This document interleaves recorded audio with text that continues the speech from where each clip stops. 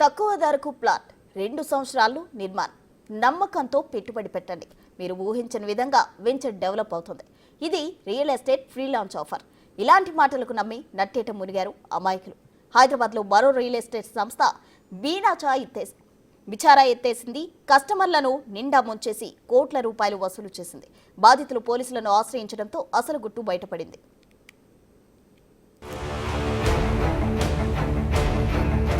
హైదరాబాద్లో మరో real estate scam.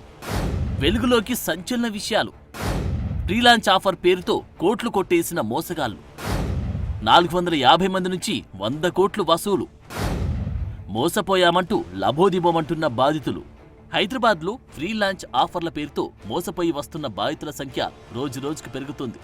కొంపల్లిలో Bharati builders ప్రీలాంచ్ offer పేరుతో 100 కోట్లు వసూలు చేసి మోసం చేసిందంటూ బాధితులు ఆందోళనకు దిగారు. సుమారు 450 మంది బాధితుల వద్ద నుంచి 100 కోట్ల వరకు సంస్థ నిర్వాహకుడు శివరామకృష్ణ వసూలు చేసి బిచానా ఎత్తేశాడు.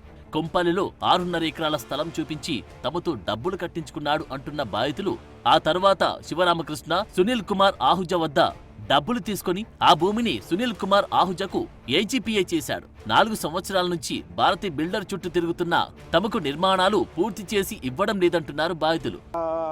నాగరాజు పొన్నారయ్య గారు అని చెప్పేసి వీళ్ళు కుంపల్లిలోని ఒక 6.5 ఎకరా ల్యాండ్ తీసుకున్నారండి. ల్యాండ్ తీసుకున్న అంటే వాళ్ళు తీసుకున్నప్పుడు ఓన్లీ అగ్రిమెంట్ మాత్రమే చేసుకున్నారు. కాకపోతే మేము ఇచ్చిన డబ్బులతో ఆ ల్యాండ్ను వాళ్ళ పేరు మీద రిజిస్ట్రేషన్ చేసుకున్నారు.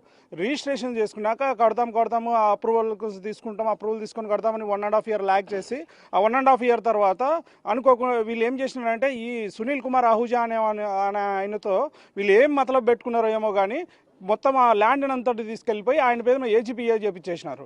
అసలు ఈయన ఈ కథా కమిషన్ ఎట్లా చెప్తున్నా అంటే ఈయన శివరామకృష్ణ నేను ఆయన దగ్గర వడ్డీకి తెచ్చుకున్నాను, ఆ వడ్డీకి తెచ్చినందుకు గాను తనఖా పెట్టినాను ఈ ల్యాండ్ అని చెప్పేసి చెప్తున్నాడు. బట్ వాళ్ళ ఇద్దరి మధ్య ఏం జరిగిందో తెలియదు కానీ ఆయన కలిసి లాస్ట్ 2.5 ఇయర్ నుంచి మమ్మల్ని తిప్పుతూ ఉన్నారు. అందరూ మధ్యతరగతి ప్రజలే. రూపాయి జమ చేసి డబ్బులు కట్టారు. భారతీ బిల్డర్స్ పై సిసిఎస్ పోలీసులకు ఫిర్యాదు చేసినా ఇలాంటి చర్యలు తీసుకోకపోవడంతో ఈ రోజు జూబ్లీహిల్స్ లోని లోటస్ పాండ్ లో ప్రవీణ్ కుమార్ ఆహుజా ఇంటి ముందు 200 మంది బాధితులు ఆందోళనకు దిగారు. తమకు న్యాయం చేసే వరకు ఇక్కడి నుండి కదలేది లేదంటూ ఇంటి ముందు బైఠాయించారు. ఈఓడబ్ల్యూ అంటే ఈఓడబ్ల్యూకి వెళ్ళాము, మళ్ళీ ఇంకొక సిసిఎస్కి వెళ్తే సిసిఎస్కి ఇచ్చాం. అది కూడా మళ్ళీ ఏం అవ్వలేదు, ఏ మూవ్మెంట్ లేదు, ఏమీ ప్రోగ్రెస్ లేదు.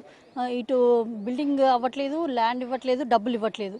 సో చాలా దాదాపు 4 ఇయర్స్ అయింది స్టార్ట్ అయ్యేది.